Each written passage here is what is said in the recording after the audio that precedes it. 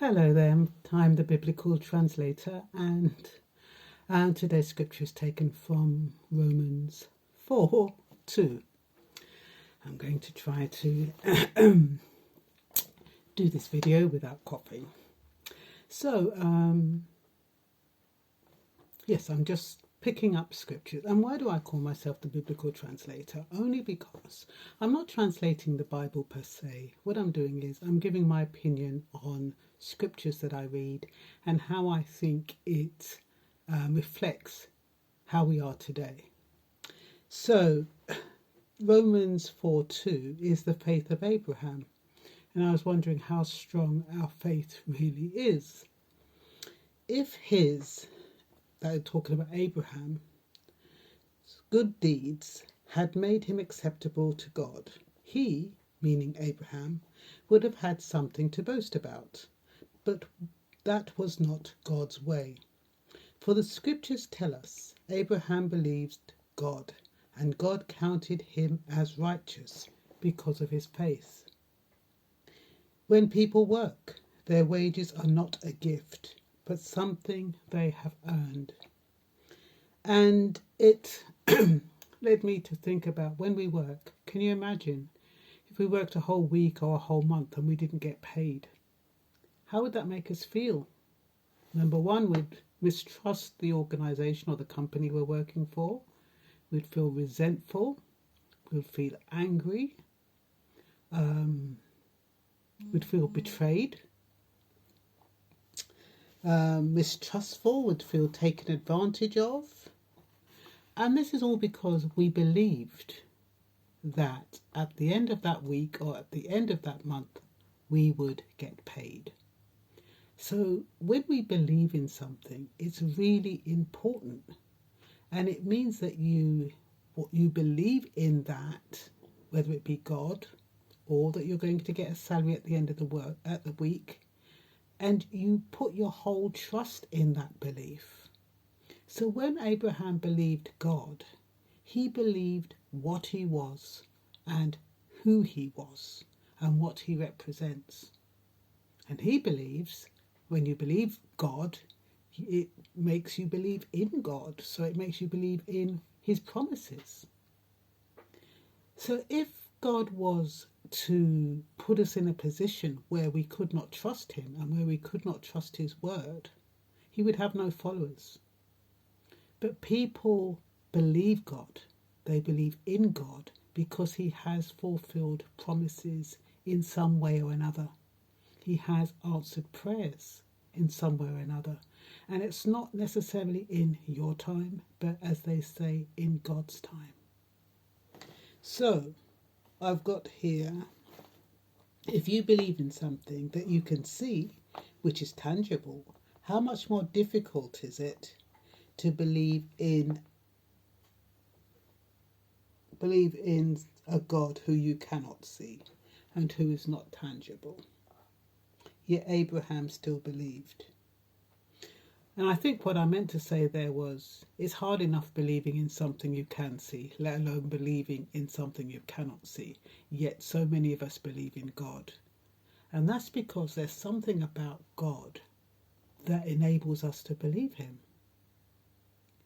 We have experiences, we have miracles, we have situations where it cannot happen in the normal realms of things. It has to be divine intervention.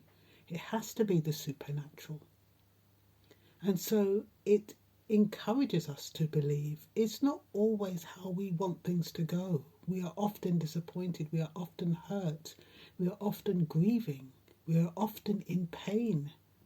But does that stop us from believing? No, because we know that because we cannot control time, we cannot control people because they have their own free will. We can only manage ourselves and our own time and believe that God will do things in his time for his people. That's why we believe. And it'd be very difficult to take away that belief, because if you do not have that belief in a higher power, What do you have? You have this precarious world that you live in that would make you feel depressed and down and disappointed. So you've got to believe in something, a higher force, in order to lift your spirits, in order to believe that life will be better, can be better, may be better. With that level of optimism that there is a God who you believe his promises. You believe that things are going to turn out right. You cannot believe that things are going to remain the way they are, otherwise you'd feel discouraged, dispirited, depressed. And a lot of people who are depressed and dispirited, it is because they've lost faith in God. They've lost faith in the ability for things to change. They think things are going to always remain the same, and so they lose faith. And once you've lost faith, you've lost the battle. So, do you believe God, what he is, who he is? Do you believe in God, i.e. his promises? Do you believe in yourself? Do you believe how you think? Do you believe who you are? Do you believe in what you say? What do you believe about yourself? What do you not believe about yourself? Some people may believe, oh, I know I can do this job properly. But when it comes to your character, what do you believe about your character? Do you have integrity? Do you say what you mean and mean what you say? So many people say things and that they don't live up to their words. The same doubts you have about yourself, you will have about God, and you will have about others. So you need to build up belief in yourself, believe in your integrity, your word. Say what you mean what you say. Be consistent in words and actions. Then you will believe in God and have faith in him. Because until you build up consistency in yourself, and you build up believing who you are and saying what you mean.